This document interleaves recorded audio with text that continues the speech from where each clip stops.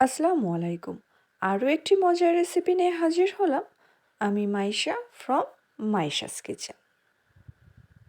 অনেকে এই মাছটা খেতে চায় না, অনেকের রান্না ভালো হয় না দেখে খেতে চায় না, আর অনেকে জানেই না যে আসলে এই মাছটা কিভাবে রান্না করতে হয়। চলুন তাহলে আজকে বাইন মাছ কিভাবে রান্না করলে মুখে স্বাদ লেগে থাকবে সেই রেসিপিটি শেয়ার করব। চলুন তাহলে আজকে রান্না বা রেসিপি শুরু করা যাক। বাইন মাছ ভুনা।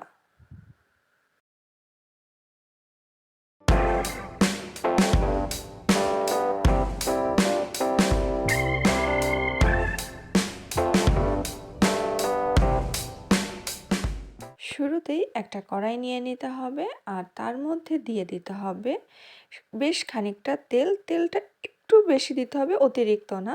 আর এর মধ্যে কিছু বাটা মশলা দিতে হবে। এখানে আছে আদা, পেঁয়াজ, রসুন, আস্ত শুকনা মরিচ আর সামান্য টমেটো। এইগুলা একটা পেস্ট তৈরি করে তেলের মধ্যে 2 টেবিল চামচ বা 3 টেবিল চামচ পরিমাণ মাছের পরিমাণ অনুযায়ী দিয়ে একটু ভেজে নিতে হবে তেলের মধ্যে। শুরুতেই আর কিচ্ছু দিতে হবে না, ওই মশলাটাই তেলের মধ্যে একটু ভেজে নিতে হবে। তারপরে দিয়ে দিতে হবে স্বাদ মতন লবণ, দিয়ে দিতে হবে সামান্য হলুদ, মানে হাফ চা চামচেরও কম হলুদ, 1.5 চা চামচ পরিমাণ শুকনো মরিচের গুঁড়া বা 1 চা চামচ পরিমাণ, যেহেতু শুকনো মরিচ আস্ত দেওয়া হয়েছিল এই জন্য সামান্য পরিমাণ দিয়ে দিতে হবে। আর দিয়ে দিতে হবে ধনিয়া গুঁড়া, জিরের গুঁড়া। আর আমি মগে যেটা দেখালাম ওইটা ছিল কিন্তু মেন উপকরণ, নারকেলের দুধ। হ্যাঁ, আজকের বাইন মাছটা রান্না করা হয়েছে নারকেলের দুধ দিয়ে। অল্প অল্প করে নারকেলের দুধ দিতে হবে আর মশলাটা খুব ভালো করে কষিয়ে নিতে হবে। আজকে কিন্তু কোনো প্রকার পানি ব্যবহার করা যাবে না, পুরা রান্নাটাই হবে নারকেলের দুধ দিয়ে। এই নারকেলের দুধ দিয়ে যদি বাইন মাছটা রান্না করা হয়, স্বাদটা অন্য লেভেলে চলে যায়, অসম্ভব মজা হয়ে থাকে।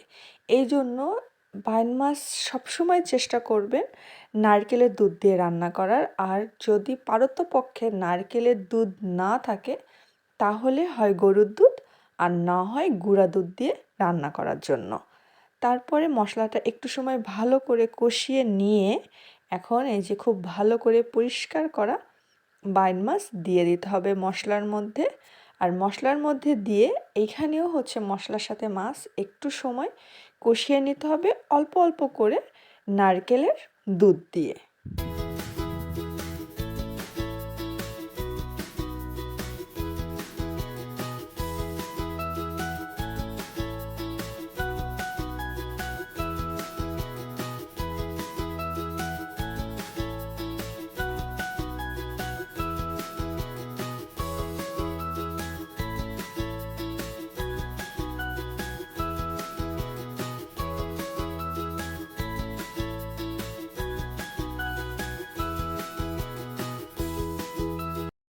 খুব ভালো করে একটা টাইট কষানো হয়ে গেছে মাছটা মশলার সাথে। এখন হচ্ছে দিয়ে দিতে হবে বাকি রান্নার ঝোলের পানি বা সেদ্ধর পানি।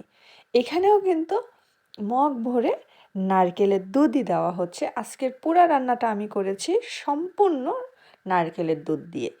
এখানে আর কোনো বাইরের মানে পানি ব্যবহার করা হয়নি টোটালি।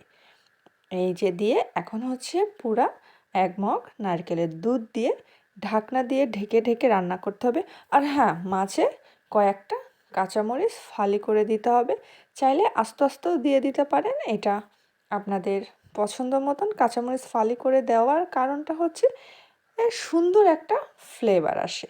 কাঁচামরিচের ফ্লেভার তো আমরা সবাই পছন্দ করি, আর এটার ফ্লেভারটা খুব অসম্ভব সুন্দর হয়ে থাকে।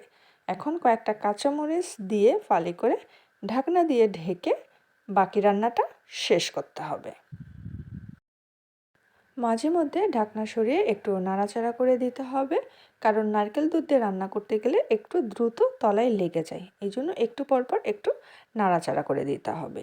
আর এই দেখতে দেখতে আমাদের রান্নাও কিন্তু প্রায় শেষ হয়ে আসছে। এই যে খুব সুন্দর বেশ তেলটাও ছাড়া ছাড়া ভাব হয়ে আসছে। এই পর্যায়ে এসে আর বেশি নাড়াচাড়া করার দরকার পড়বে না, তাহলে মাছ ভেঙে যেতে পারে। জাস্ট নামানোর একটু সময় আগে দিয়ে দিতে হবে ধনিয়া পাতা কুচি। এইটা অপশনাল, আপনাদের কাছে ভালো লাগলে ধনিয়া পাতা ব্যবহার করতে পারেন, আর ভালো না লাগলে এটা বাদ দিয়ে দিতে পারেন। ধনিয়া পাতা ছাড়াও কিন্তু এই রান্নাটা অসম্ভব মজার হয়ে থাকে, স্বাদটাও অন্য রকমের হয়ে থাকে। আর যেহেতু শীতকাল, ধনিয়া পাতার একটা আছে, এই জন্যই আমি দিয়েছি, না হলে এটা বাদ দেওয়া যায়। এখন ঢাকনা দিয়ে ঢেকে রেখে দিতে হবে মিনিট খানিক। রাখার পরে আবার ঢাকনাটা উঠিয়ে কড়াইটা একটু ঘুরিয়ে ঘুরিয়ে নিয়ে বাকি রান্নাটা শেষ করতে হবে, মানে তেলটা যাতে খুব ভালো করে ভেসে ওঠে সেই পর্যন্ত একটু বাকি, এটা একদম তেল ভাসা রান্না হবে আর কি। এইটার কারণে কড়াইটা একটু ঘুরিয়ে ঘুরিয়ে বাকি যে এটা থাকবে, ঝোলটা থাকবে, সেটা সম্পূর্ণ শুকিয়ে তেল মাছের উপরে একদম উঠিয়ে ফেলতে হবে।